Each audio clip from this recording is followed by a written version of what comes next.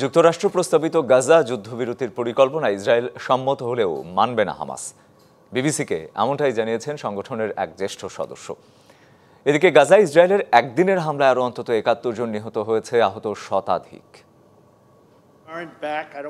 গাজায় ১৯ মাসের বেশি সময় ধরে চলা যুদ্ধের অবসান এবং জিম্মিদের মুক্তির জন্য চলতি সপ্তাহের শুরুতে একটি চুক্তির প্রস্তাব দেয় মার্কিন বিশেষ দূত স্টিভ উইটকফ। ইসরায়েল ইতিমধ্যে ওই যুদ্ধবিরতি প্রস্তাবের সম্মতি দিয়েছে বলে জানিয়েছে হোয়াইট হাউসের প্রেস সেক্রেটারি ক্যারোলিন লেভিট। এরপর ট্রাম্প প্রশাসনের প্রস্তাবটি পর্যালোচনার জন্য হামাসের কাছে পাঠানো হলে হামাসের জ্যেষ্ঠ কর্মকর্তা সামি আবু জানান, মার্কিন প্রস্তাবে গাজায় যুদ্ধ বন্ধ করার প্রতিশ্রুতি দেয়নি ইসরায়েল।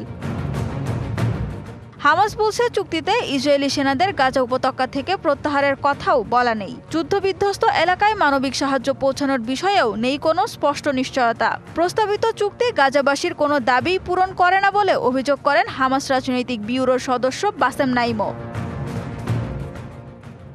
অবশ্য যুদ্ধবিরতি প্রস্তাবে সম্মতি দিলেও গাজায় থামেনি ইসরায়েলি আগ্রাসন। অব্যাহত হামলায় উপত্যকাটির উত্তরাঞ্চলের একমাত্র হাসপাতাল আল আওদা অকার্যকর হয়ে পড়েছে বলে জানিয়েছে গাজার স্বাস্থ্য মন্ত্রণালয়।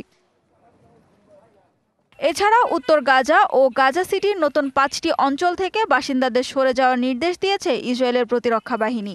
এর আগে অধিকৃত পশ্চিম তীরে ফিলিস্তিনি ভূমিতে ২২টি নতুন অবৈধ বসতি স্থাপনের ঘোষণা দিয়েছিল তেল আবিব।